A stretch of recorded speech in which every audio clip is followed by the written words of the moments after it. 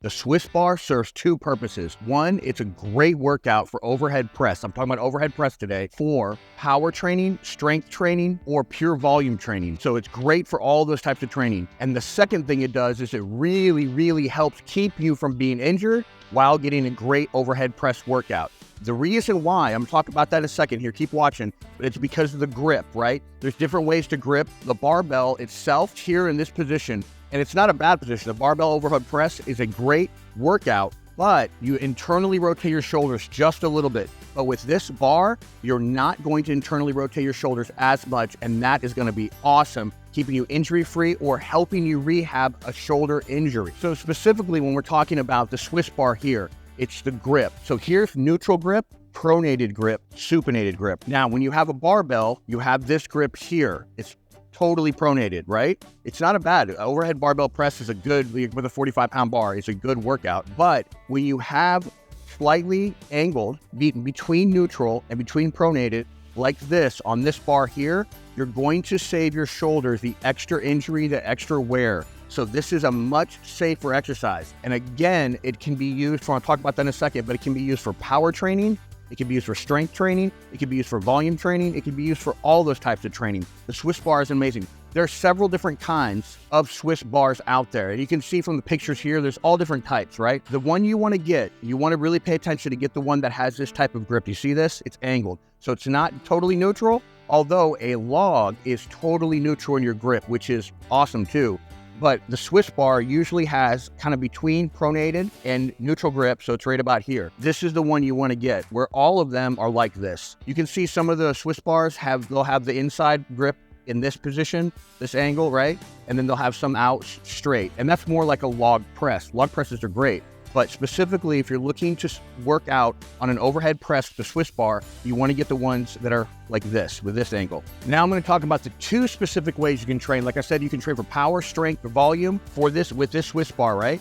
Now there's two ways broken down, meaning that power training here, when I explode up, when I get the bar and I push and I explode and I press up, here, that's power training. Well, that's power training, right? Strength training or volume training is going to be more controlled in this position here.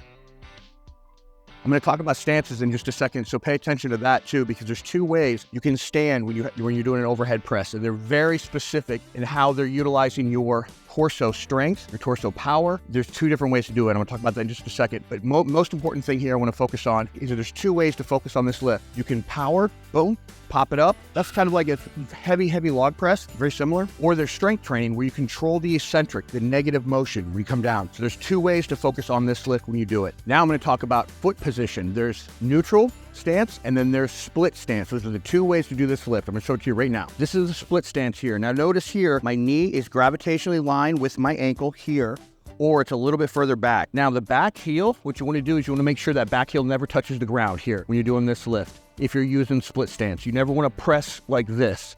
You want to press and be like this. You're buoyant, right? See how my hips are buoyant? They're able to take the pressure and the weight into my glutes and hips, rather than your low back or into your knee or all that other stuff like that. The second position here is neutral stance. You want to be here in neutral stance. And what you're going to do in this stance is you're mostly going to use it for power because the weight is going to be so heavy that you're going to have to press up. Now the key is you want to sit back and squat and use your glutes as much as you can in this position when you're taking the weight. When you're bringing that weight down, you want to squat down. What you don't want to do is shoot forward. I'm shaking because that pressure on my knees, right? I want to take the weight here and fire up. Like I said, this position is best for power training on the Swiss bar, on the overhead press. All right, so what I'm going to do here is I'm going to show you how strength or volume training can be done with this lift here on the overhead press with the Swiss bar. A really good easy stance is the split stance on this, and you control the weight more. Control the negative, specifically control the negative, and you don't want to use your hips too much higher up. You want to work on your shoulders more. This is going to help with rehab of the shoulder.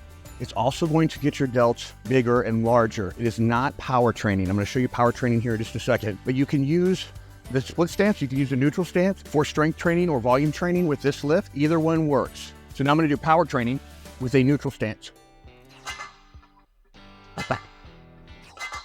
See, I'm firing with my whole body. And I really don't pay attention to the eccentric as it comes down. My point is, there are two different ways to train with this lift, either for power, and the other ones are strength or volume training. And each one has their own stance, benefits, and negatives. So in conclusion, the Swiss bar is great for strength training, power training, and volume training. But most importantly, it saves your shoulders. If you see here, I'm on the barbell, right? Press, right? Overhead press.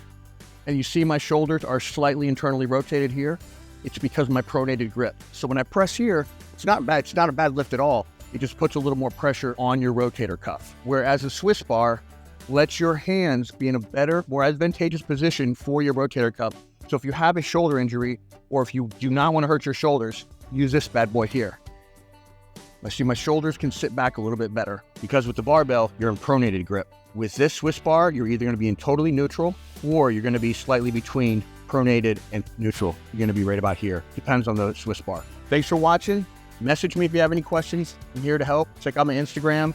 Go there, subscribe to the channel. I would really, really appreciate it. And leave a comment, man. It'd be awesome. I'm here to help. Hope this helps. Peace out.